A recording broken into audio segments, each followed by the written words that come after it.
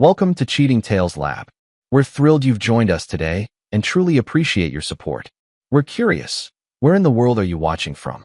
Let us know in the comments below. Now, let's dive into today's story. Chapter 1. Invisible Man. Dominic Drake Calloway stared at his reflection in the bathroom mirror, examining the silver threading through his once jet-black hair. At 47, he'd maintained his athletic build through disciplined morning workouts that his family never noticed. 23 years of marriage, a sprawling Tudor home in Westlake, and 2 children who had grown into strangers. This was the life he had built, brick by painstaking brick. Drake splashed cold water on his face, his mind wandering to the whispered phone call he'd overheard Vanessa making last night. His wife of over 2 decades had giggled like a schoolgirl, her voice dropping to a whisper whenever she heard footsteps approaching. He wasn't supposed to be home. His flight from Phoenix had arrived early, and he'd wanted to surprise her. "Who disturbs the queen at this hour?" he had joked, entering their bedroom. Vanessa had nearly dropped her phone. "Jesus, Drake. You scared me half to death. I thought you weren't coming home until tomorrow." "Thought I'd surprise you," he'd replied, noticing how quickly she'd ended her call. Now, as he adjusted his tie, a deep burgundy silk against a crisp white shirt, Drake wondered when exactly he had become invisible to his own family. He'd built Callaway Defense Systems from nothing, securing government contracts that had made them wealthy beyond imagination. Yet to Vanessa and their daughter Natalie, he was just the family ATM, the boring provider who existed in the periphery of their glamorous lives. Their son Preston was different, away at West Point, following in his father's footsteps despite Vanessa's protests. At least someone in this family still saw him. Drake descended the grand staircase, his hand gliding along the polished oak banister. The house was quiet except for the clinking of dishes in the kitchen where Rosa, their housekeeper, prepared breakfast. The walls were lined with family photographs, smiling faces that told a story of perfect happiness. Drake knew better now. "Good morning, Mr. Calloway." Rosa greeted him warmly. "Coffee is ready." "Thank you, Rosa. Is Mrs. Calloway awake yet?" "No, sir. She came in very late last night." Drake nodded, adding cream to his coffee. "And Natalie?" "Miss Natalie said she'll be down shortly." Drake carried his coffee to his study, the one room in the house that was truly his. Behind the mahogany desk, he unlocked the bottom drawer and retrieved a small black notebook. Inside were dates, times, suspicious calls, late nights, a pattern emerging over the past 3 months. He wasn't a military intelligence veteran for nothing. Observation had been his specialty.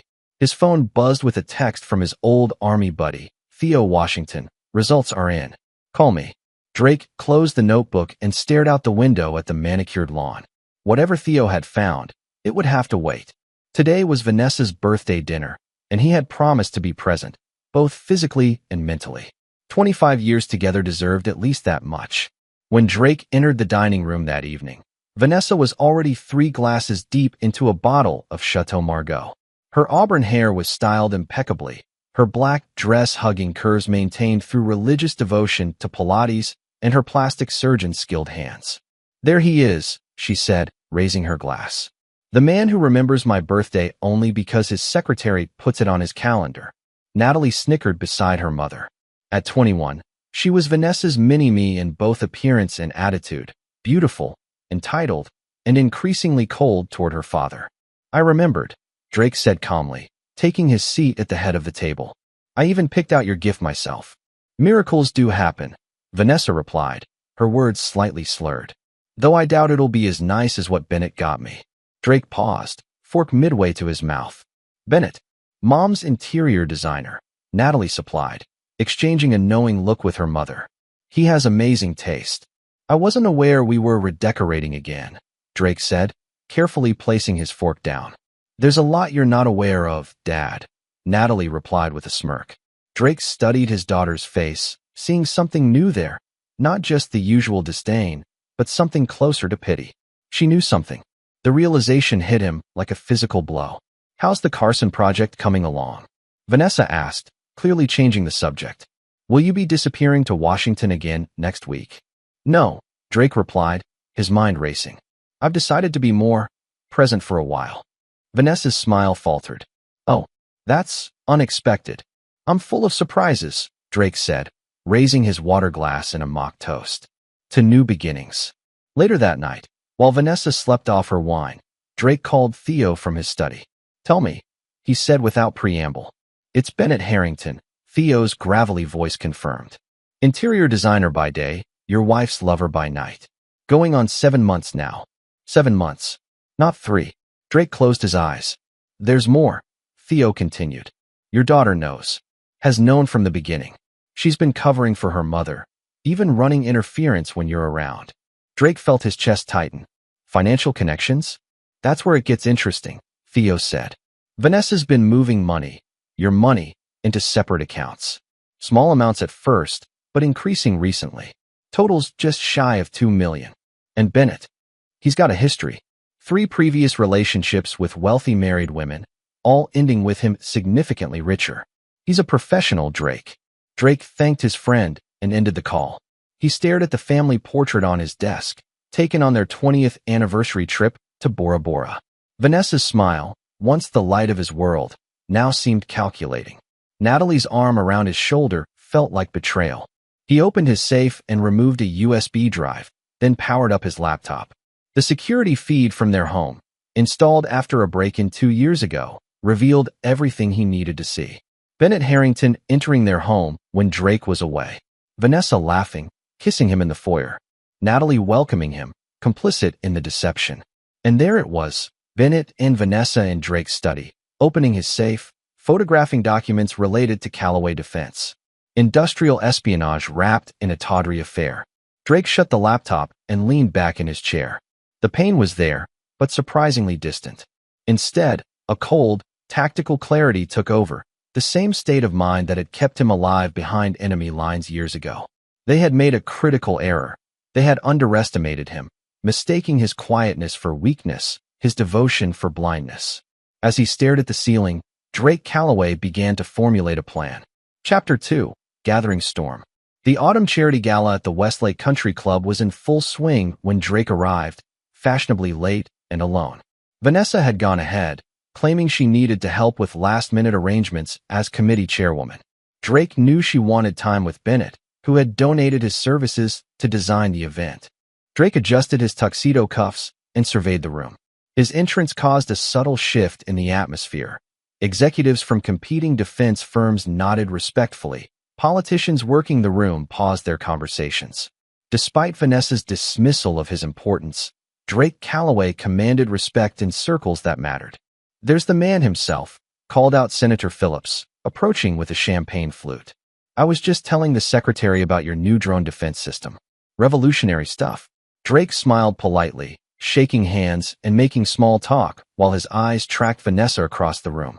She was radiant in an emerald gown, laughing with Bennett Harrington, who had his hand placed just a little too intimately at the small of her back. "Drake, you made it," Vanessa said as he approached them, her surprise poorly disguised as delight. "You know Bennett, of course." Bennett extended his hand, his smile not quite reaching his eyes. "Mr. Callaway, a pleasure as always." "Bennett," Drake replied, gripping the man's hand firmly. "Beautiful work with the decorations. You have quite the touch with my wife's projects." Bennett's smile faltered momentarily. "Vanessa has exquisite taste. Makes my job easy. She's always known exactly what she wants," Drake agreed, holding Bennett's gaze until the younger man looked away. Across the room, Natalie entered with her boyfriend, Tyler Davenport, the son of Richard Davenport, Drake's chief competitor in the defense industry. Another piece of the puzzle slid into place. "Dad," Natalie said coolly when they approached. "I didn't think you'd come. And miss seeing my family in their element?" "Never." Drake kissed her cheek, noting how she stiffened. "Mr. Callaway." Tyler greeted him nervously. "Sir." "Tyler," Drake replied. "How's your father?" "Still recovering from losing the Patterson contract." Tyler's face reddened. He's well, sir." "Give him my regards," Drake said before turning to Vanessa. "Darling, would you dance with your husband? For appearance's sake, if nothing else." On the dance floor, Drake held Vanessa close, feeling her reluctance in the rigidity of her spine. "You're in rare form tonight," she muttered. "What's gotten into you?" "Clarity," he replied simply. "It's quite illuminating." Vanessa missed a step. "What is that supposed to mean?" "It means I've been asleep for a long time," Drake said, his voice low. but I'm wide awake now. Later that evening, Drake slipped away to a private meeting room where Theo waited with a portfolio. Bennett Harrington, born Brian Hensley, Theo began, spreading photographs across the table. Changed his name after a fraud conviction in his 20s. Specializes in getting close to wealthy women, particularly those married to men with valuable intellectual property. Drake examined the surveillance photos. Bennett meeting with a man Drake recognized as an agent of a Chinese technology firm. He's selling my designs. Through Tyler Davenport, Theo confirmed. The kid's in debt up to his eyeballs, gambling mostly. Bennett approached him 6 months ago. Tyler feeds the intel to his father, who passes it along for a hefty fee. And my daughter? Doesn't know about the espionage, far as I can tell. She just thinks her mother's having a fling, and she's helping keep you in the dark. She and Tyler started dating shortly after Bennett entered the picture, though. Probably not a coincidence. Drake nodded, his face impassive. And the accounts Vanessa set up? Offshore, but traceable. She's planning to leave soon. Tickets to Geneva next month for her and Bennett. One way. What about Preston? Has she contacted him? No. Your son appears completely in the dark. Drake gathered the photos and documents, slipping them into his briefcase. Thank you, Theo. I'll need one more favor. Name it. I need Preston home next weekend. Family emergency. Make it happen through official channels. Theo raised an eyebrow. You're not planning anything stupid, are you? Drake smiled thinly. On the contrary, I'm planning something very, very smart. Back at the gala, Drake rejoined the party, playing the role of devoted husband perfectly. He laughed at the right moments, complimented Vanessa publicly, even raised a toast to her successful event. All the while, he was cataloging faces, who knew about the affair, who was complicit in the betrayal, who simply looked at him with pity. As they drove home in silence, Vanessa finally spoke. You're different tonight. Am I? Yes. Attentive. Present. She studied his profile in the darkness of the car. It's unsettling. Drake chuckled. I've decided to take an interest in what matters to you, Vanessa. Isn't that what you've always wanted? She turned to look out the window. It's a little late for that, don't you think? It's never too late to wake up to what's happening right under your nose. The following week, Drake methodically set his plan in motion. He met with his lawyer and updated his will. He transferred funds to secure accounts that only he could access. He contacted trusted colleagues at the Pentagon about security concerns. Each move was calculated, precise, and invisible to his wife and daughter. On Friday, he picked up Preston from the airport himself. Dad, what's going on? His son asked as they drove. My CO said it was a family emergency, but you look fine. It is an emergency, just not a medical one, Drake replied. I need you to trust me, son. Things at home are not what they seem. Preston studied his father's face. Is it Mom? Drake nodded silently. I knew something was off the last time I visited, Preston said. She hardly mentioned you, and Natalie was acting strange. He paused. Is Mom having an affair? Drake gripped the steering wheel tighter. It's more complicated than that. I'll explain everything. But first, I need you to follow my lead tonight. No matter what happens, remember that I have a plan. That evening, Drake arranged for a special family dinner. Vanessa, Natalie, Preston, and himself. He had Rosa prepare Vanessa's favorite meal and uncork a bottle of rare wine from their cellar. What's the occasion? Vanessa asked suspiciously as they gathered at the table. Can a man have dinner with his family? Drake replied pleasantly. Preston's home for the weekend. I thought we should celebrate. Natalie kept checking her phone beneath the table, clearly uncomfortable with her brother's presence. Preston watched the dynamics unfold with a soldier's observant eye, saying little. As Rosa served the main course, Drake noticed Vanessa texting discreetly. Probably Bennett, wondering why she wasn't available tonight. So, Preston, Drake said, how's West Point treating you? It's challenging, but good, Preston replied. My tactical planning instructor says I have your instincts. Drake smiled genuinely. High praise. Please, Natalie muttered. Like we need another military robot in the family. Natalie, Vanessa warned, though her heart wasn't in it. What? Natalie shot back. We all know Dad cares more about his precious defense contracts than his actual family. Drake took a sip of wine, unperturbed. Is that what you think, Natalie? It's what we all think, she said defiantly. You're never here, and when you are, you're locked in your study or taking calls. You're a nobody, Drake. Don't pretend you matter. The table fell silent. Vanessa looked uncomfortable but didn't contradict her daughter. Honestly, we forget you exist half the time, Natalie added cruelly. Drake nodded slowly, as if absorbing a business proposal that required careful consideration. Then he clinked his fork against his glass, the crystal sound cutting through the tension. This won't take long. Just 3 sentences, he said calmly. I know about Bennett Harrington, the offshore accounts, and the industrial espionage. By the second sentence, Vanessa's face had gone pale, her wine glass frozen halfway to her lips. By the third, Natalie's phone had slipped from her fingers, clattering onto her plate. Preston looked between them all, understanding dawning on his face. Drake folded his napkin precisely and placed it beside his plate. Preston, would you join me in my study? Vanessa, Natalie, I suggest you don't make any calls or leave the house. The FBI will be here in the morning, and they'll have questions about your involvement in selling classified military technology to foreign interests. Chapter 3. The Reckoning Begins. The grandfather clock in the hallway struck midnight as Drake poured 2 fingers of scotch for himself and his son. Preston sat across from him in the study, the family photos on the walls seeming to watch them with new eyes. How long have you known? Preston asked, his voice steady despite the shock. Suspected for months.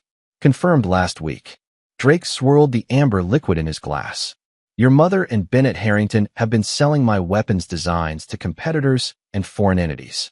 Tyler Davenport was their pipeline to his father's company. Preston's jaw tightened. And Natalie?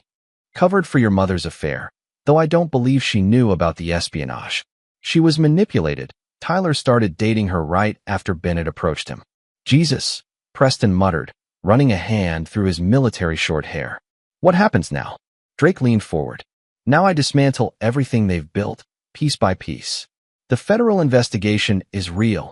I've been working with the Defense Department for weeks. They'll arrest Bennett and Richard Davenport tomorrow, but not your mother or sister. You're protecting them? After what they did? No, Drake said coldly.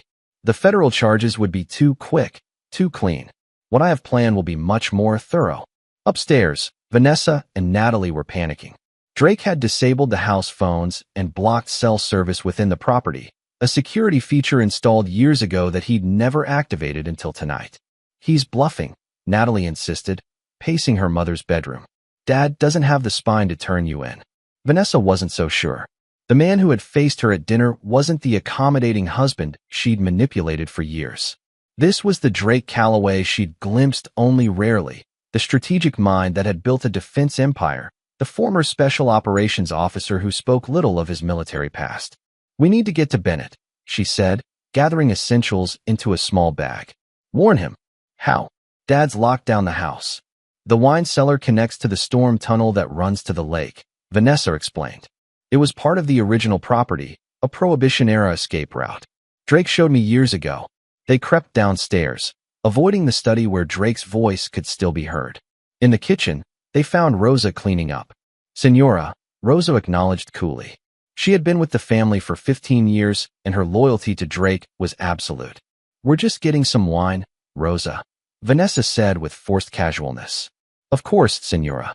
Though Mr. Calloway asked me to inform him if anyone went to the cellar tonight. Vanessa froze. Did he now? And will you? Rosa met her gaze steadily. He has been good to me and my family. Unlike others in this house. Natalie stepped forward. How much to forget you saw us? Rosa's expression hardened. Some things cannot be bought, Miss Natalie. This is one of those things. Vanessa grabbed her daughter's arm. It's okay. We'll find another way.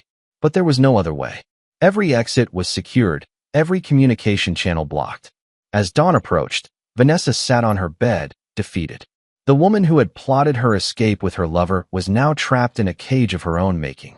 At precisely 7 a.m., black SUVs pulled into the driveway. Drake met the FBI agents at the door, Preston at his side. Mr. Calloway, greeted Special Agent Diana Reeves. Everything as we discussed? Yes, Drake confirmed. My wife and daughter are upstairs. They'll cooperate fully. The agents spread throughout the house. Vanessa and Natalie were brought downstairs, shell-shocked as agents explained the situation. They were not being arrested, yet, but would be required to surrender their passports and remain available for questioning. Drake. Vanessa pleaded as he prepared to leave with Preston. You can't do this. 23 years of marriage has to count for something. Drake regarded her impassively. It counted for nothing when you betrayed me, Vanessa. Why should it matter now? What about me? Natalie demanded, tears streaming down her face. I'm your daughter. Are you? Drake asked quietly. Because daughters don't help destroy their fathers. You made your choice when you sided with your mother and her lover. As Drake and Preston walked to the car, Agent Reeves fell and stepped beside them. Bennett Harrington is in custody, she reported. Richard Davenport too. The evidence was exactly where you said it would be. And Tyler Davenport, rolling over on everyone to save himself. Smart move having your son here last night. The kid's claiming you orchestrated the whole thing. Drake smiled thinly. Predictable. He'll find I've documented every interaction meticulously. This isn't just about the espionage for you, is it? Reeves asked shrewdly. Everything I do has multiple purposes, Agent Reeves. Drake replied as he opened the car door. It's why I'm still alive. Chapter 4. The Vanishing. 3 weeks after the arrests, Drake Calloway disappeared. His office reported that he had taken a leave of absence for personal reasons. His lawyer informed Vanessa that he would continue to pay household expenses, but that all other funds were frozen pending the outcome of the investigation. The media circled like vultures, feasting on the scandal of espionage in the defense industry. Vanessa found herself a pariah in the social circles she had once ruled. Her friends, if they could be called that, distanced themselves quickly. The charity board asked for her resignation. The country club suggested she might be more comfortable not using the facilities during the investigation. Bennett Harrington, denied bail as a flight risk, sat in a federal detention center, his lawyer delivering increasingly desperate messages requesting Vanessa's help. The offshore accounts Drake had mentioned were frozen, the money beyond reach. He planned this. Vanessa realized one night, staring at her reflection. All of it. He wanted me isolated. Natalie had her own problems. Tyler's cooperation with authorities had extended to revealing text messages in which Natalie discussed her mother's affair in detail, making it impossible for her to claim ignorance. Her friends at the university avoided her. Her boyfriend was cooperating with the FBI against her family. And her father, the man she had dismissed as insignificant, had orchestrated her social destruction with military precision. Preston had returned to West Point after making it clear where his loyalties lay. You and Natalie made your bed, he told Vanessa before leaving. Now you get to lie in it, but not with Bennett. Only Rosa remained, watching Vanessa and Natalie with quiet disapproval as they rattled around the suddenly empty mansion, jumpy at every unexpected sound. Meanwhile, in a nondescript office building in Virginia, Drake sat across from Theo Washington, reviewing reports. Phase 1 is complete, Theo confirmed. Vanessa and Natalie are isolated. Bennett and the Davenports are facing 20 years minimum, and the business is insulated from the scandal. Drake nodded, his face showing no satisfaction. And the offshore accounts? Traced back to Bennett. His lawyer is trying to claim Vanessa knew nothing about them. She knew, Drake said flatly. The signatures are hers. I have the originals. When do you plan to use them? When it will hurt the most. Drake stood up and walked to the window. What's the status on Preston? Safe and focused. His commanding officer is keeping him insulated from media attention. Good. And my disappearance? Theo smiled. Working perfectly. Speculation ranges from a nervous breakdown to defection to Russia. Vanessa has hired a private investigator to find you. Drake's eyebrow raised slightly. Has she? Former cop, named Malone. Divorced 3 times, drinking problem. Takes cash for favorable outcomes. Perfect, Drake murmured. Make sure he finds exactly what we want him to find. Across town, in a dingy bar, Frank Malone slid into a booth across from Vanessa Calloway. I've got something, he said, his bloodshot eyes darting around the room. Your husband accessed a private account 2 days ago. $500,000, transferred to an account in the Cayman Islands. Vanessa leaned forward. Can you trace it? Already did. Account belongs to a woman named Sophia Laurent. French passport, lives in Montreal. He slid a photograph across the table. The woman was stunning, dark-haired, elegant, at least 15 years younger than Vanessa. In the photo, she and Drake were entering a hotel, his hand at the small of her back. They've been seeing each other for at least 2 years, Malone continued. Regular meetings whenever he traveled to Canada or Europe. Vanessa stared at the photo, her hand shaking slightly. You're telling me that while he was building a case against me, he was having his own affair? Malone shrugged. Rich guys, you know? One set of rules for them, another for everybody else. What Vanessa didn't know was that Sophia Loren was a creation of Theo Washington, a deep-cover operative who had worked with Drake in his military days. The photographs were carefully staged, the trail deliberately laid. Back at the mansion, Natalie pounced on the information. This is perfect. We can use this. If Dad was having an affair too, it makes you look less culpable. It's not that simple, Vanessa said, pouring herself another glass of wine. The espionage charges are the real problem. Bennett was selling Drake's designs, and I helped him. Unwittingly, Natalie insisted. You didn't know what those documents were. Vanessa gave her daughter a long look. We both know that's not true. I knew exactly what I was giving Bennett. Natalie fell silent, confronted with the reality of her mother's actions for the first time. Why, Mom? We had everything. Because your father always made me feel invisible, Vanessa said bitterly. He built his empire and expected me to be grateful for the scraps of attention he threw my way. Bennett made me feel seen. And the money? The accounts. Vanessa looked away. Insurance. I wanted freedom on my terms. The next day, Vanessa contacted Bennett's lawyer, hoping to coordinate their defense. The response was immediate and devastating. Bennett Harrington had accepted a plea deal. In exchange for a reduced sentence, he was providing detailed testimony about Vanessa's active participation in the espionage. He's claiming it was all your idea, the lawyer explained uncomfortably.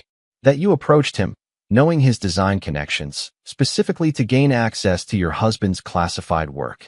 That's a lie, Vanessa gasped. He pursued me. Maybe so, but he has emails and recordings that suggest otherwise. When the lawyer left, Vanessa collapsed into tears. Bennett, the man who had whispered promises of a new life together, was sacrificing her to save himself. That night, as Vanessa lay awake, her phone chimed with a text from an unknown number. He knew from the beginning. Everything was part of his plan. SL. Sophia Loren. Drake's mistress. Vanessa sat up, her heart racing, and replied, What plan? The response came seconds later. To destroy you completely. Bennett was under surveillance from your first meeting. Drake was building his case while you thought you were deceiving him. Vanessa's blood ran cold. Why are you telling me this? Because he's doing the same to me now. Be careful. He's not finished with you yet. The text conversation, of course, was Drake himself, another carefully laid piece in his elaborate chess game. The seed of paranoia now planted, he waited for it to grow. In Virginia, Drake and Theo reviewed the next phase of the plan. Bennett's plea deal is secure, Theo reported. He'll serve 10 years minimum, and he's completely thrown Vanessa under the bus. As expected, Drake nodded. Loyalty isn't in his nature. The Sophia Loren texts. Delivered. Vanessa will be looking over her shoulder now, wondering what else I have planned. Drake's expression remained impassive. It's time for phase 2. Release the financial evidence to the prosecutors. All of it. Every signature, every transfer, every conversation about the money. Make sure copies reach Natalie as well. It's time she understood exactly who her mother is. 2 days later, Natalie sat in the mansion's library, staring at the documents a courier had delivered. Bank transfers, signed authorizations, recorded conversations, irrefutable evidence of her mother's calculated betrayal. Not just of Drake, but of their entire family, including her. When Vanessa returned from her lawyer's office, looking shell-shocked, Natalie confronted her. You told me you loved him, she said, her voice shaking as she held up the documents. You told me Dad neglected you, that Bennett understood you. But it was always about the money, wasn't it? Vanessa stared at the papers in horror. Where did you get those? Dad sent them. With a note. Natalie held up the card, which read simply, The truth will set you free. D. You don't understand, Vanessa began. I understand perfectly, Natalie cut her off. You used me, made me complicit in your betrayal. You knew I worshipped you, would do anything to be like you. And you used that to turn me against Dad. It wasn't like that, Vanessa protested weakly. It was exactly like that. And now Bennett's saying it was all your idea. You're going to prison, Mom. And you've dragged me down with you. Vanessa reached for her daughter, but Natalie backed away. Don't. Just don't. That night, Natalie packed a bag and left the mansion. She had nowhere to go. Her friends had abandoned her. Her brother wouldn't speak to her. and her father was unreachable. She checked into a cheap motel, the kind of place the old Natalie Calloway would never have considered. As she sat on the lumpy bed, her phone rang, an unknown number. "Hello," she answered cautiously. "Hello, Natalie." Drake's voice was calm, almost gentle. Tears sprang to her eyes. "Dad, where are you?" "Somewhere safe. I received notification that you left the house." Of course he was monitoring them. "I couldn't stay there. Not after what I learned." "And what did you learn?" "That Mom used me. That she never cared about Bennett. It was all about money and revenge against you." Natalie's voice broke. "And I helped her hurt you." There was silence on the line for a moment. "Yes, you did." "I'm sorry," she whispered. "I was stupid and selfish and—" "Save your apologies," Drake interrupted. "They mean nothing to me now." Natalie flinched at his coldness. "What happens next?" "Your mother will be indicted for espionage. The evidence is overwhelming. As for you—" He paused. "That depends on your choices from this point forward." "Dad, please. I can't lose both parents." "You should have considered that before you chose sides," Drake replied. "Goodbye, Natalie." The line went dead, leaving Natalie alone with the consequences of her actions. Chapter 5. Pieces on the board. 1 month after his disappearance, Drake Calloway resurfaced, not at home, but at Calloway Defense Systems headquarters.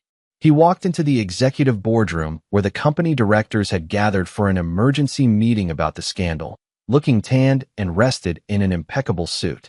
"Gentlemen," he greeted them casually, "I believe you were discussing my company." The board members stared in shock. Chairman Wilson recovered first. "Drake, where have you been?" "There's been chaos." "I'm well aware," Drake interrupted, taking his seat at the head of the table. "I've been monitoring the situation closely. The federal investigation has cleared Calloway Defense of any corporate wrongdoing." Drake finished for him. "My wife's actions were her own, as were Bennett Harrington's. The company's security protocols worked exactly as designed, which is why we detected the breach." The relief in the room was palpable.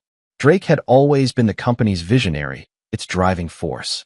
Without him, they had been floundering.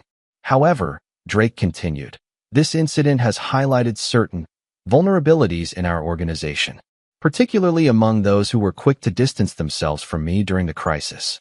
Several board members shifted uncomfortably in their seats. Drake opened a folder and slid documents across the table. "You'll find here a comprehensive restructuring plan, effective immediately. Those who demonstrated loyalty will be rewarded. Those who did not—" He smiled thinly. "Well, the severance packages are generous." By the end of the day, 3 board members had been removed, and Drake had consolidated his control of the company he had founded. The stock price, which had plummeted during the scandal, rebounded on news of his return. Meanwhile, Vanessa received a hand-delivered letter from Drake's lawyer. It contained divorce papers and a proposed settlement. She could keep the house, but little else. Her access to the family's wealth would be severed completely. "This is insulting," she told her lawyer. "After 23 years, I'm entitled to half of everything." The lawyer, a nervous man named Phillips, adjusted his glasses. "Mrs. Calloway, given the circumstances and the pending criminal charges, this is actually quite generous. Mr. Calloway has indicated he's willing to testify on your behalf if you accept these terms." "Testify? About what?" "That you were manipulated by Bennett Harrington. That you didn't fully understand the implications of the documents you provided him." Vanessa laughed bitterly. "He wants me to plead ignorance? To paint myself as a stupid, gullible woman who didn't know what she was doing? It would significantly reduce your potential sentence," Phillips pointed out. "Otherwise, you're looking at 15 to 20 years. Vanessa stared at the papers, realizing the elegant trap Drake had constructed. Accept his terms and live in diminished circumstances, but with some freedom, or fight him and spend the rest of her useful years in prison. "He always was a brilliant strategist," she murmured. Across town, Natalie sat in a sparse apartment she had rented with the last of her accessible funds. Her phone rang, Preston calling from West Point. "I heard Dad's back," he said without preamble. "At the company, not at home," Natalie confirmed. "Have you spoken to him?" "Briefly. He's different, Nat, harder, colder." "I know," she said quietly. "I tried to apologize. He wasn't interested." Preston sighed. "What did you expect? You betrayed him in the worst possible way." "I didn't know about the espionage, President. I swear I didn't." "Maybe not, but you knew Mom was cheating, and you helped her hide it. You chose her side. Natalie closed her eyes against the painful truth. And now he's choosing sides too. Taking you, cutting us off. It's not about sides anymore, Preston said. It's about consequences. Dad believed in consequences, remember? He always told us that every choice has a price. After they hung up, Natalie stared at her reflection in the window. The pampered princess was gone, replaced by a young woman confronting hard realities for the first time. Her trust fund was frozen pending the investigation. Her credit cards were maxed out. The university had placed her on leave due to the scandal. Her phone buzzed with a text, an unknown number, but she recognized the writing style immediately. Silver Spoon Diner. 7 p.m. Come alone. D. The Silver Spoon was a modest establishment far from the upscale restaurants Natalie usually frequented. She arrived exactly at 7, scanning the booths until she spotted him, Drake Calloway in the corner, nursing a cup of coffee. Sit, he said when she approached, not looking up. Natalie slid into the booth, suddenly aware of her wrinkled clothes and unwashed hair. Thank you for meeting me. Drake studied her, his expression unreadable. You look terrible. Thanks, she said with a flash of her old attitude. It's my new aesthetic, disgraced daughter chic. The ghost of a smile touched Drake's lips before vanishing. Why did you want to meet? I didn't. You texted me. Drake's eyebrow raised. I most certainly did not. Natalie pulled out her phone, showing him the text. Drake examined it, his eyes narrowing. That's not from me. A cold feeling spread through Natalie's stomach. Then who? Your mother, Drake said, standing abruptly. We need to leave. Now. But it was too late. The diner's door opened, and Vanessa walked in, followed by a man Natalie didn't recognize. Drake's posture changed instantly, alert, coiled, dangerous. Hello, Drake, Vanessa said, her smile brittle. Family reunion? Vanessa, Drake acknowledged coolly. And you must be Frank Malone. Former detective, current private investigator, future inmate once your tampering with federal evidence comes to light. Malone's face hardened. You think you know everything, don't you, Calloway? Not everything, Drake replied. Just enough. He glanced at Natalie. Your mother used your phone to lure me here. Quite clever, actually. Mom. Natalie turned to Vanessa in confusion. What's going on? Your father has been playing us all, Vanessa hissed. Setting us up, manipulating events from the shadows. Well, now it's my turn. Drake sighed, looking almost bored. And what exactly do you hope to accomplish with this little ambush?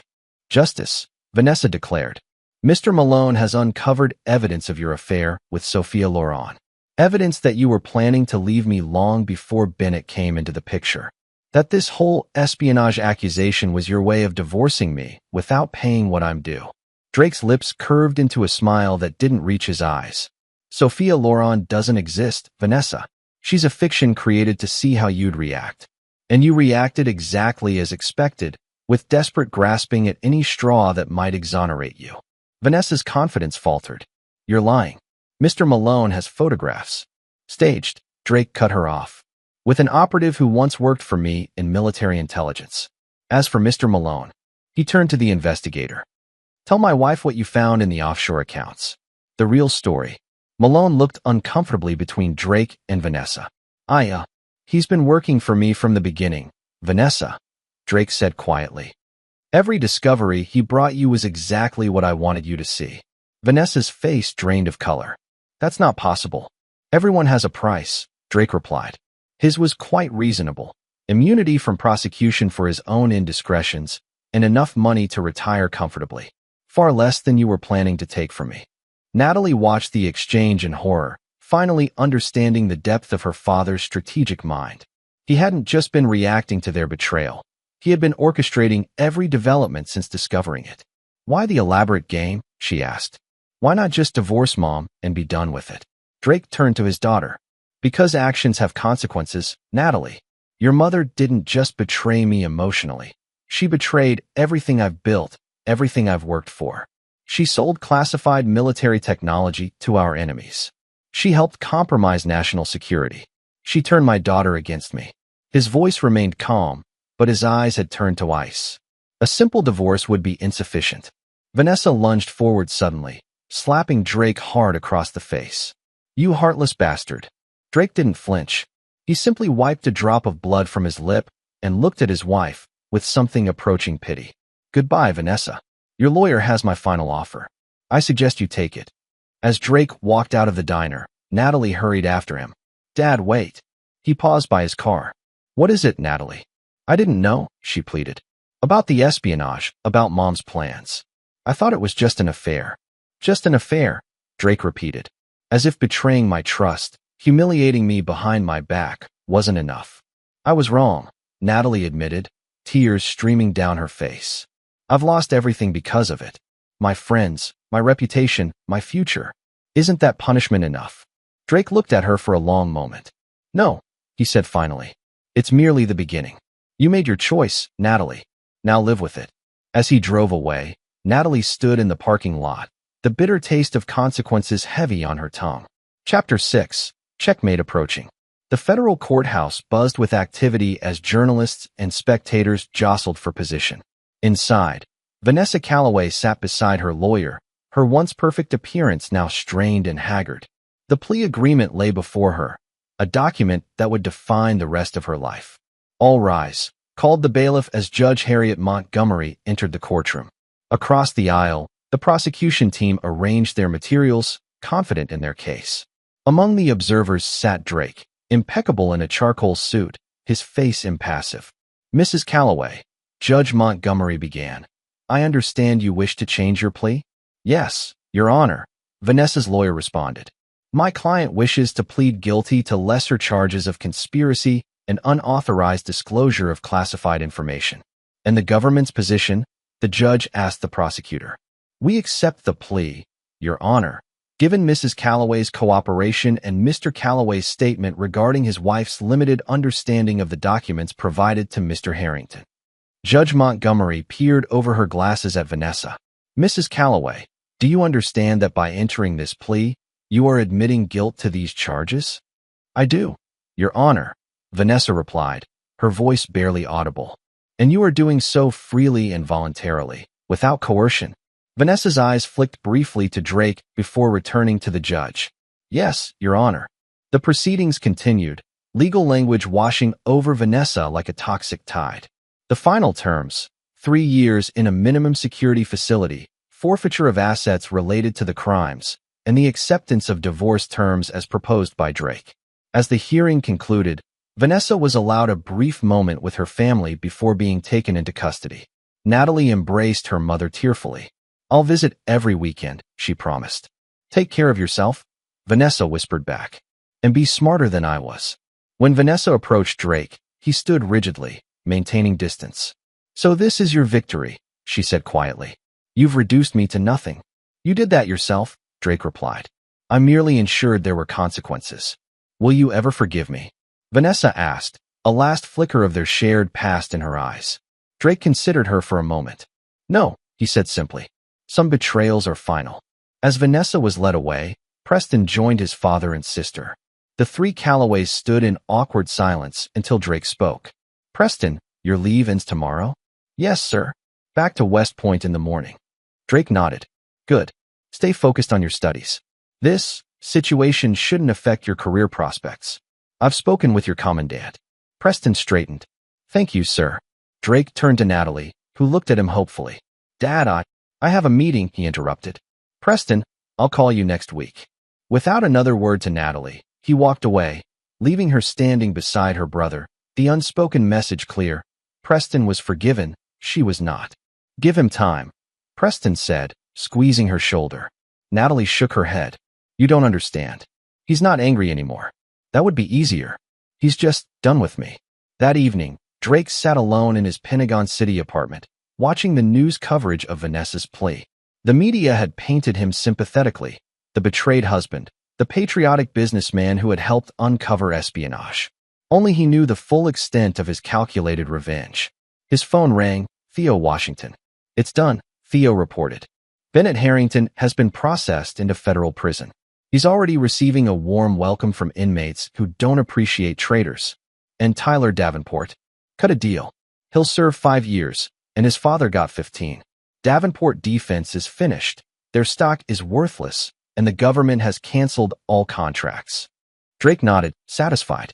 What about Natalie? Is she still at the apartment we arranged? Yes. Working as a waitress at a cafe near Howard University. Quite the change from her socialite days. Drake was silent for a moment. Continue monitoring her. No interference. You're being harder on her than on Preston, Theo observed carefully. Preston never betrayed me, Drake replied. He never looked me in the eye while helping destroy everything I built. After hanging up, Drake walked to the window, looking out at the Capitol's glittering lights. Phase 2 was complete. Vanessa sentenced, Bennett imprisoned, the Davenports ruined. But his plan wasn't finished. The final phase would be the most devastating of all. 2 weeks later, Natalie arrived at her small apartment after a double shift at the cafe, her feet aching, her uniform stained with coffee. To her surprise, Preston sat waiting outside her door in his dress uniform. Press, what are you doing here? He stood, his expression grave. We need to talk. Inside, Preston paced the tiny living room while Natalie made coffee. Dad's selling the house, he announced. All of Mom's belongings are being packed up and put in storage until her release. Natalie shrugged. Not surprising. He hasn't lived there since everything happened. That's not all. He's resigning as CEO of Callaway Defense. This got her attention. What? That company is his life. Apparently not anymore. There's a press conference tomorrow. The rumor is he's accepting a position with the Defense Department, something classified. Natalie sat heavily on her worn sofa. He's erasing every trace of his old life, including us. Preston sat beside her. Not me, he said quietly. He calls regularly, checks on my progress. He's even mentioned getting me a position at the Pentagon after graduation. The unspoken truth hung between them. Drake had emotionally excised Vanessa and Natalie from his life while embracing Preston. The family was permanently, irrevocably fractured. I've tried everything, Natalie said, tears welling. Letters, calls, emails. He won't respond. You chose Mom's side, Preston reminded her gently. In Dad's world, loyalty is everything. So that's it. I made one mistake, and I'm dead to him forever. Preston considered his words carefully. Dad was in special operations before he founded the company. He never talks about it, but I've heard stories. There was an incident in Kosovo. His unit was betrayed by their translator. Everyone except Dad was killed in an ambush. What happened to the translator? Natalie asked, already guessing the answer. He disappeared. Completely. No body was ever found. Preston met his sister's eyes. Dad doesn't give second chances to traitors, Nat. Not ever. The next day, Drake Callaway stood at a podium, cameras flashing as he announced his departure from the company he had built from nothing. After 20 years of leading Callaway Defense Systems, I've accepted a position as Special Advisor to the Secretary of Defense, he said, looking confident and rejuvenated. The company will remain in capable hands, continuing our mission of protecting American interests at home and abroad. A reporter called out, Mr. Callaway, how has the recent scandal involving your wife affected this decision? Drake didn't flinch. My personal circumstances are separate from this professional transition. Next question. Are the rumors true that you're dating Congresswoman Diane Reynolds? A slight smile touched Drake's lips. My private life will remain private. This press conference is about Callaway Defense, not about me. Watching the broadcast in her apartment, Natalie felt a chill. The man at the podium was a stranger, confident, powerful, completely unmoved by the destruction of his family. He had rebuilt himself, phoenix-like, from the ashes of their betrayal. Her phone buzzed with a text from a blocked number. Final phase begins tomorrow. Prepare yourself. D. Natalie stared at the message, her heart racing. What more could he possibly do? Chapter 7. The Return. 1 year to the day after the dinner where everything had changed, Drake Callaway returned to the mansion. The property had sat empty since Vanessa's imprisonment, maintained by a skeleton staff but devoid of life. Now, as his sleek black SUV pulled into the circular driveway, lights blazed from every window. Inside, Rosa supervised a team of caterers preparing an elaborate dinner. Fresh flowers adorned every surface, and the dining table was set with the family's finest china and crystal. Perfect timing, Mr. Callaway, Rosa greeted him. Everything is ready, just as you requested. Drake nodded, surveying the familiar space with detached interest. And our guests? Mr. Preston is already here. Miss Natalie is on her way. The others will arrive at 7, as instructed. Drake climbed the stairs to the master suite, now completely redecorated, erasing any trace of Vanessa's presence. He showered and changed into a tailored suit, then opened his safe and removed a sealed envelope. Downstairs, Preston waited in the study, examining the changes his father had made. The family photos had been replaced with artwork and military memorabilia. It was as if Vanessa and Natalie had never existed. "Dad." Preston greeted him with a firm handshake. "Place looks different." "Necessary renovations," Drake replied. "How was the drive from West Point?" "Fine." Natalie called me in a panic. "She doesn't know what this dinner is about." Drake's expression revealed nothing. "She'll understand soon enough." The doorbell rang, and moments later, Natalie entered the study. Gone was the pampered princess of a year ago. This Natalie was thinner, her expression guarded, her clothing simple but elegant. A year of working menial jobs and living on her own had transformed her. "Dad," she said cautiously. "Thank you for inviting me." Drake nodded once, not quite meeting her eyes. "Preston, would you give us a moment?" When they were alone, Drake motioned for Natalie to sit. "You've been working at the cafe for a year now," he stated. "Yes," she confirmed. "And taking night classes in business administration." "I know," Drake said. "I've had you watched." Natalie didn't seem surprised. "Monitoring the enemy?" "Observing your choices," he corrected. "You could have taken easier paths. Your mother's friends offered help. You refused." "Those weren't my friends," Natalie said bitterly. "They were social climbers who dropped me the moment I wasn't useful." Drake studied her for a moment. "Why did you side with your mother, Natalie?" "The truth, this time." Natalie met his gaze directly. "Because she convinced me you didn't care about us. That your work and your ambitions were more important than your family. And I believed her because—" She hesitated. Because you were distant," she admitted. "Always working, always focused on the company or government contracts. Mom was there, present." It was easy to believe her version of events. Drake nodded slowly. A careful manipulation. Vanessa was always skilled at those. "I was wrong," Natalie said. "I understand that now. But it doesn't change what I did." Before Drake could respond, Rosa appeared at the door. "The other guests have arrived, Mr. Calloway." In the formal living room, Natalie was shocked to find a gathering of Washington's elite, senior military officers, Defense Department officials, members of Congress, and prominently, Congresswoman Diane Reynolds, the elegant, silver-haired former prosecutor who had been linked to Drake in recent months. "What is this?" Natalie whispered to Preston. "I'm not sure," he admitted. "But whatever Dad's planning, it's big." Drake commanded attention without effort, moving through the room with the confidence of a man who belonged at the center of power. Natalie watched as he introduced Preston to key figures, deliberately positioning his son for future advancement. Dinner was served with military precision, the conversation flowing around topics of national security and defense policy. Natalie, seated far from her father, observed how different he seemed in this environment. Engaged, occasionally even charming, respected by everyone present. After dessert, Drake stood, tapping his glass for attention. "Thank you all for coming tonight. 1 year ago, my life changed dramatically, personally and professionally. Many of you helped me navigate that transition, and I'm grateful." Murmurs of support rippled through the room. "Tonight marks a new beginning," Drake continued. "Secretary Matheson has asked me to head a newly formed division at the Pentagon, focusing on counterintelligence and defense technology protection. I've accepted." Applause broke out, with Secretary Matheson raising his glass in acknowledgement. "Additionally," Drake added, "I've decided to make some personal changes." He glanced at Diane Reynolds, who smiled warmly. "But before we discuss the future, there's one piece of unfinished business from the past." He motioned to Rosa, who handed him the sealed envelope from upstairs.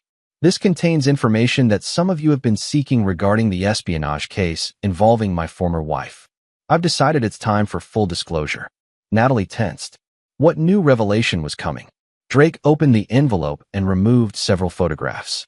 "These images confirm what we suspected but couldn't prove, the involvement of foreign intelligence in the theft of sensitive defense technology. My former wife wasn't just helping her lover sell secrets for profit. She was knowingly working with agents of a hostile foreign power." Gasps and murmurs filled the room as Drake passed the photographs to Secretary Matheson. Natalie caught glimpses of her mother meeting with unidentified men, exchanging documents in shadowy settings. This is why I've accepted the new position, Drake explained. This breach was personal for me, and I'm committed to ensuring it never happens to anyone else. The discussion that followed was technical and political, with various officials weighing in on implications and responses. Through it all, Natalie sat frozen, the final pieces of her mother's betrayal now clear. Vanessa hadn't just cheated on her husband and stolen his work, she had committed treason. As the evening concluded and guests departed, Natalie found herself alone with Drake on the terrace. The night air was cool, the garden below illuminated by soft landscape lighting. "Were those photographs real?" she asked quietly. Drake nodded. "I've had them for over a year. I chose not to release them during the trial." "Why show them now?" "Because Vanessa is seeking early release on medical grounds," Drake replied.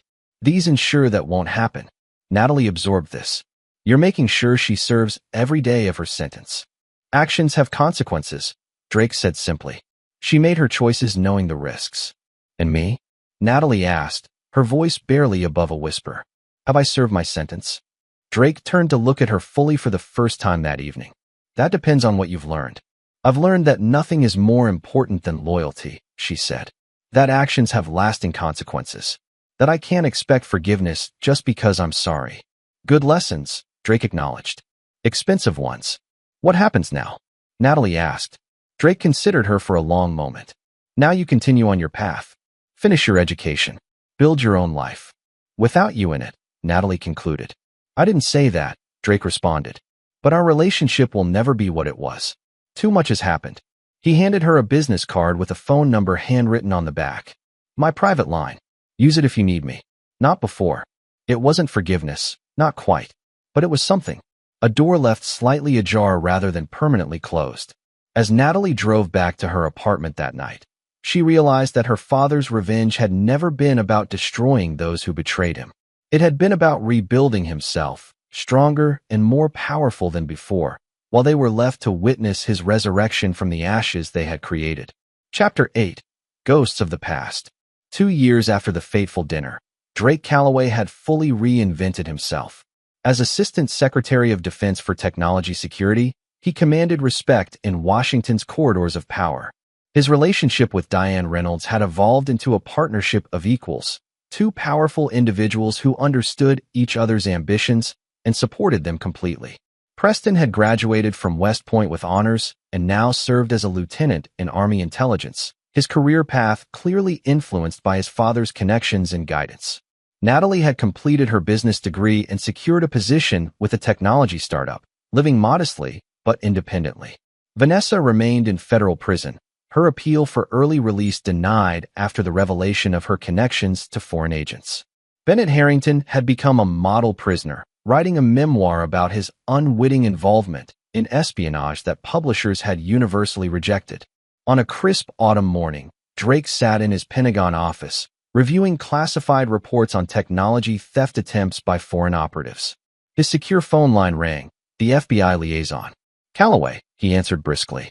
"Sir, there's been an incident at FCI Danbury," the agent reported, "involving Vanessa Calloway." Drake's expression didn't change. "What kind of incident?" "She attempted suicide, sir. She's in stable condition, but the prison psychologist is concerned. She's requesting to see you." "Denied," Drake replied without hesitation. "Forward any relevant security information to my office, but I have no interest in personal contact." "Understood, sir. There's one more thing. Before the attempt, she mailed letters to several people, including you and your daughter. They were intercepted in security screening. Contents, mostly personal, sir, but there were references to someone named the handler, possibly her foreign contact. We're investigating." Drake's interest sharpened. "Send me copies immediately." Within the hour, Drake was examining scans of Vanessa's letter. Her handwriting, once elegant, had become erratic, the contents rambling between apologies and accusations. But certain passages stood out.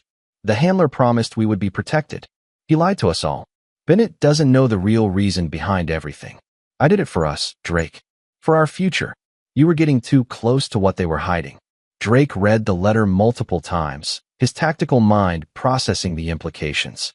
Vanessa was suggesting a deeper conspiracy beyond the affair and espionage. something that Drake himself had been investigating before the betrayal. He was still contemplating this when his assistant announced an unexpected visitor, Natalie. She entered his office hesitantly, looking professional in a simple suit, her hair pulled back. "Thank you for seeing me, Dad." Drake nodded, indicating she should sit. "What brings you to the Pentagon?" "Mom tried to kill herself," Natalie said bluntly. "I thought you should know." "I was informed," Drake replied. "FBI protocol." Natalie studied her father's impassive face. "Don't you care at all?" "My personal feelings are irrelevant. It's a security matter now." "Because of the handler?" Natalie asked. Drake's eyes narrowed. "How do you know that term?"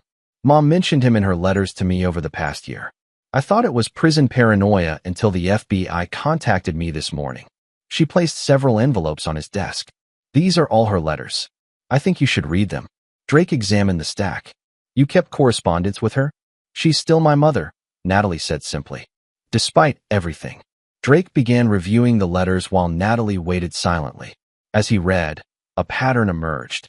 Vanessa had been dropping breadcrumbs, hinting at a larger conspiracy involving something called Project Lazarus that Drake had apparently been investigating before her betrayal.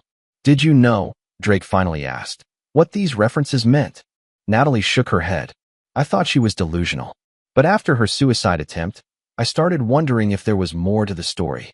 Drake leaned back, his mind racing.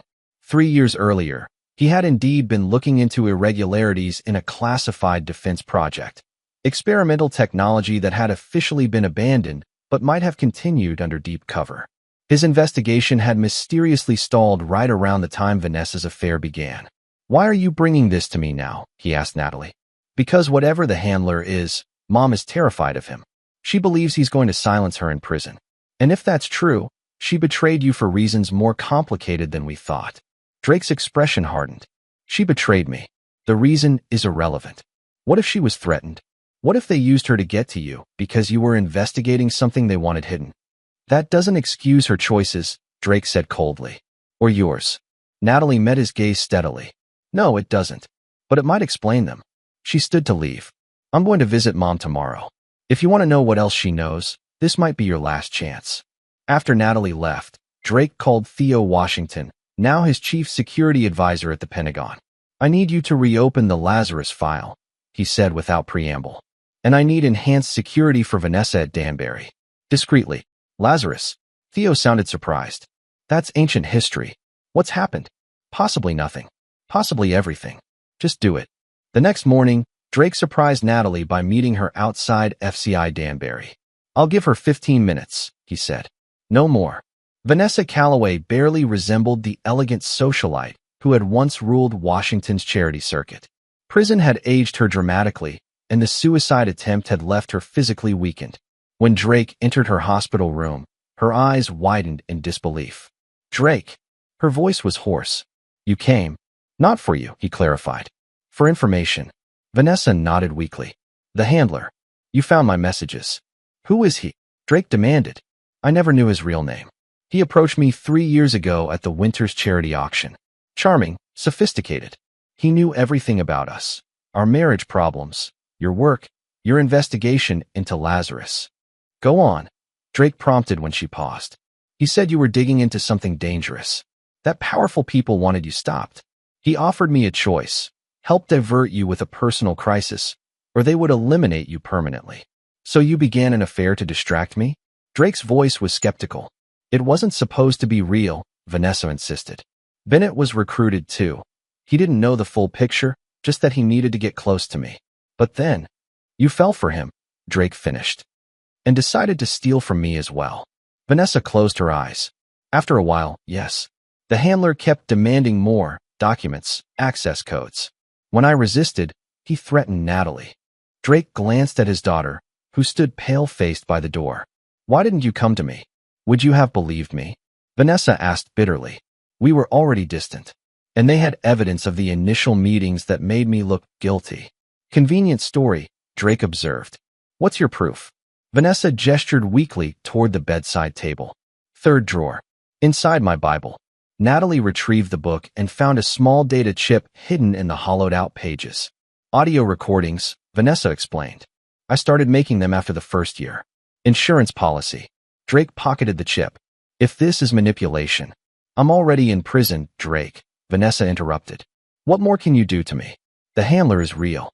And if you've reopened Lazarus, you're in danger again. Drake stood to leave. I'll investigate your claims. That's all I can promise. Drake, Vanessa called as he reached the door. I did betray you. That part was real. And I'm sorry. He paused, but didn't turn around. Goodbye, Vanessa. Outside, Natalie hurried to keep up with her father's purposeful stride. Do you believe her? Partially, Drake admitted. The Lazarus Project was real, and my investigation did hit unexpected roadblocks. The timing matches. What now? Drake stopped at his car. Now I find out if the handler exists. And if he does, I deal with him my way.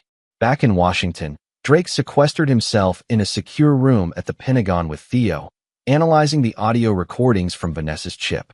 The voice of the handler was disguised, but the content was unmistakable.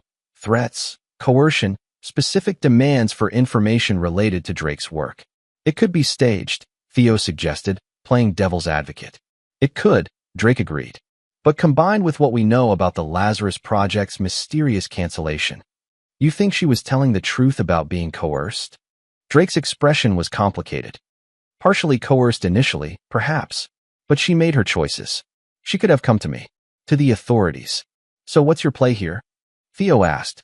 Drake's eyes hardened. We find the handler. We uncover whatever they were hiding in Lazarus. And then I finish what I started 3 years ago, before I was distracted by personal betrayals. For the first time in 3 years, Drake Calloway wasn't focused on punishing those who had betrayed him. He was hunting the puppet master who had helped orchestrate his family's destruction, and the threat was about to understand exactly who they had underestimated. Chapter 9, The Final Reckoning. 6 months after Vanessa's suicide attempt, Drake Calloway stood at the window of his Pentagon office, watching the early morning light illuminate the Washington Monument in the distance. On his desk lay the complete file on the handler, the result of an intensive, covert investigation. The man's real name was Malcolm Vega, former intelligence operative turned private contractor for a shadow consortium of defense industry players. His specialty was compromising individuals with access to classified information, often through elaborate personal entrapments. Vanessa had been merely one of his targets, Bennett Harrington another pawn. A knock at the door interrupted Drake's thoughts. Come in, he called without turning. Diane Reynolds entered, looking polished as always in a tailored suit. The president's security briefing has been moved to 11, she informed him. Drake nodded. Thank you for letting me know. Diane hesitated. You seem distracted lately. Is it the Lazarus investigation? Among other things, Drake admitted.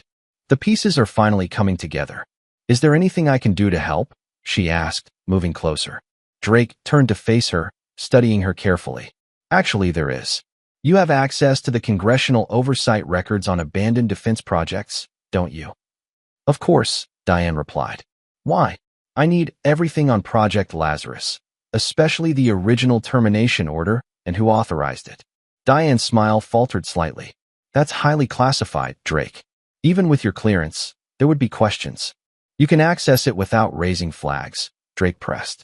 Given your position on the Intelligence Committee, I'll see what I can do, she promised, kissing him briefly before departing. Once alone, Drake made a secure call. She took the bait, he told Theo. Exactly as predicted. You're sure it's her? Theo asked. The timing fits. She was on the Intelligence Committee when Lazarus was shut down. She pursued our relationship immediately after Vanessa's arrest, and she's been subtly monitoring all my investigations since. Risky game you're playing, Theo warned. No riskier than being manipulated for 3 years, Drake replied coldly. Tonight we confirm everything. Be ready.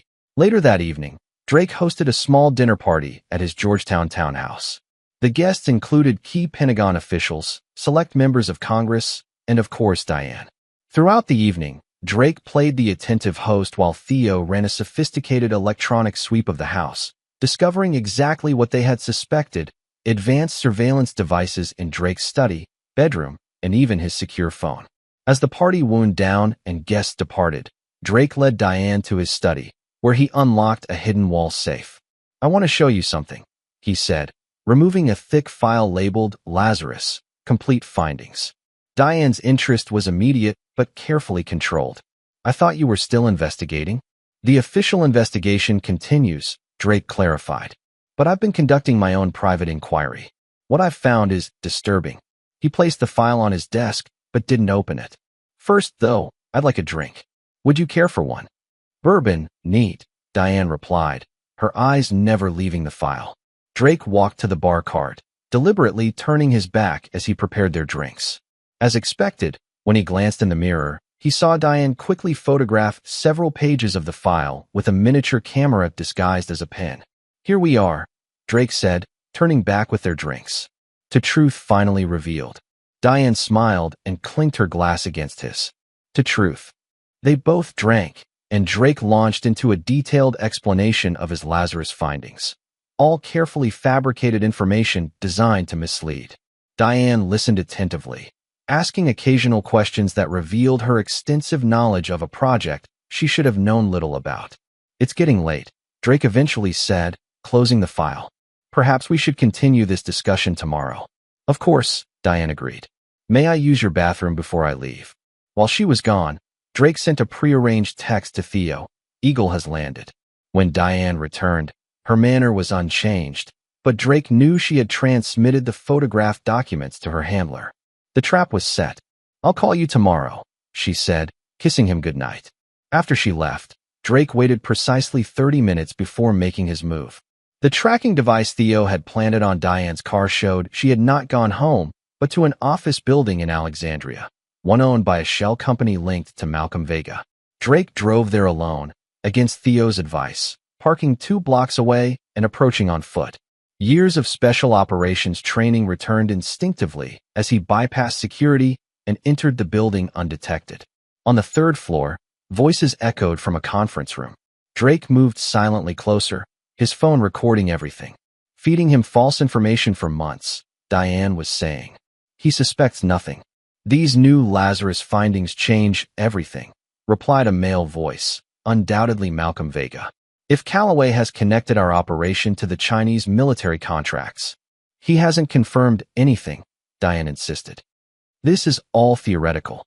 We can't take chances, Vega declared. The original plan stands. Calloway has to be eliminated before his report reaches the secretary. That won't be necessary, Drake said calmly, stepping into the doorway. The secretary already has my full report, including this conversation. Vega and Diane froze, along with 2 other men in the room. Drake held up his phone. Live streaming to the Pentagon security office. Your building is currently being surrounded by federal agents. Vega recovered first, reaching for a weapon, but Drake moved with the lethal efficiency of his special forces days, disarming him with a precise strike that left Vega gasping on the floor. Diane stared at Drake, her composure finally shattered. Drake, please. I can explain. Save it for your interrogation. Drake cut her off. 3 years of manipulation. Using Vanessa and Bennett to distract me from discovering your weapons technology sales to hostile nations. Orchestrating the destruction of my family to protect your operation. It was just business, Vega wheezed from the floor. Nothing personal. Drake looked down at him with cold contempt. You made it personal when you targeted my family. That was your mistake. Within minutes, federal agents stormed the building, arresting Vega, Diane, and their associates. As they were led away, Diane made one last appeal. Drake, we had something real, she insisted. It wasn't all a lie. Drake regarded her impassively. Everything with you was a lie. The difference is, I knew it from the beginning. In the aftermath, the full scope of the conspiracy was revealed. Malcolm Vega had been running an elaborate operation selling classified weapons technology to foreign powers, using Diane's position on the Intelligence Committee to protect their activities. When Drake's investigation into Project Lazarus threatened to expose them, they orchestrated Vanessa's affair and the subsequent espionage scandal to discredit and distract him. 1 week after the arrests, Drake visited Vanessa in prison. She looked marginally better than during her hospital stay, though still a shadow of her former self. You were right about the handler, Drake acknowledged. Vega has been arrested, along with his entire network, including Diane Reynolds. Vanessa's eyes widened. Your girlfriend? She was part of it. She was Vega's partner from the beginning, Drake confirmed. Sent to monitor me after your arrest. And you knew? I suspected after reading your letters. I confirmed it 6 months ago and have been building a case since. Vanessa absorbed this. So I was manipulated into betraying you, and then you were manipulated into a relationship with another traitor. There's some poetry in that. Drake didn't smile. Manipulation doesn't absolve choice, Vanessa. Vega may have targeted you, but you chose to continue the affair, to steal from me, to turn our daughter against me. You could have come to me at any point. I know, Vanessa admitted. I made my choices. I'm paying for them. Drake stood to leave. Your cooperation in the Vega investigation will be noted in your record. It might help with a future parole hearing. Drake, Vanessa called as he reached the door. Does this change anything between us? He paused. No, he said finally. Some bridges can't be rebuilt once they're burned. When Drake returned to Washington, he found Natalie waiting in his office, having been granted access by Theo. The past year had transformed their relationship from complete estrangement to a cautious, formal reconnection, professional but distant. I heard about Diane and the handler, she said. It's all over the Pentagon. Drake nodded. Justice finally served. And Mom, did you see her? Yes. She confirmed what we suspected about the initial manipulation, but it doesn't change the choices she made after. Natalie studied her father. Does it change how you feel about what happened? Drake considered the question carefully. It contextualizes it. Doesn't excuse it. And me? Natalie asked, the question she had been working toward for over a year. Does knowing I was manipulated by both Mom and Tyler change how you feel about my betrayal? Drake met his daughter's gaze directly. You chose your side, Natalie. You had opportunities to come to me with your concerns, to question what was happening. You didn't. I know, she acknowledged.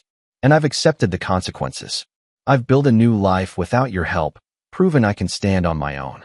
Yes, you have, Drake agreed. That counts for something. A pregnant silence filled the room before Natalie spoke again. Preston is being deployed next month. He suggested a family dinner before he leaves. Just the three of us. Drake's expression remained unreadable. When? Saturday. At my apartment. Nothing fancy. Drake nodded once. I'll be there. It wasn't forgiveness. Drake Calloway did not forgive betrayal, not even when it came from his daughter. But it was acknowledgement. Recognition that she had faced her consequences and emerged stronger. That was all he could offer. 3 days later, Drake attended the sentencing of Malcolm Vega and Diane Reynolds. Both received lengthy prison terms for espionage and conspiracy. As they were led from the courtroom, Diane caught Drake's eye one last time, searching for any hint of the emotion she had thought they shared. She found none. Drake Calloway watched impassively as the architects of his family's destruction were led away in chains. He had rebuilt himself from the ashes they had created, emerging more powerful than before. That evening, he sat alone in his study, reviewing the final report on the Lazarus investigation. The conspiracy had been completely dismantled, the stolen technology recovered, the traitors imprisoned. Justice had been served. A knock at his door revealed Preston in his dress uniform, ready to ship out to his deployment. Sir, he greeted his father formally. I wanted to stop by before leaving. Come in, Drake invited, pouring 2 glasses of bourbon. To your first deployment. They drank in comfortable silence before Preston spoke again. I saw the Vegas sentencing on the news. Quite the takedown. Justice delayed, Drake replied, but not denied. And Natalie's dinner this weekend? Will you really come? Drake nodded. I said I would. Preston studied his father. She's worked hard to rebuild herself. Not unlike you. Perhaps, Drake acknowledged. But trust, once broken, is not easily restored. No, Preston agreed. But family is still family, even with its scars. As Preston left for his deployment, Drake stood on the steps of his Georgetown townhouse, watching his son drive away. The son who had never betrayed him. The son who still believed in family despite its fractures. Drake Calloway had lost a wife, nearly lost a daughter, and exposed traitors at the highest levels of government. He had been betrayed, manipulated, and targeted. And through it all, he had remained true to his core principle. Loyalty above all, and consequences for those who violated it. He would attend Natalie's dinner. He would maintain the professional distance he had established. He would never again trust as completely as he once had. The man who had clinked his fork against his glass that fateful night and uttered 3 sentences that changed everything had transformed completely. Drake Calloway had not merely survived betrayal. He had transcended it, forging himself into something harder, colder, and ultimately more powerful. Not through forgiveness, but through the absolute, unflinching delivery of consequences to those who had wronged him. Some men might have chosen forgiveness. Drake Calloway had chosen justice instead, cold, precise, and complete. This is where our story comes to an end. Share your thoughts in the comments section. Thanks for your time. If you enjoy this story, please subscribe to this channel. Click on the video you see on the screen, and I will see you there.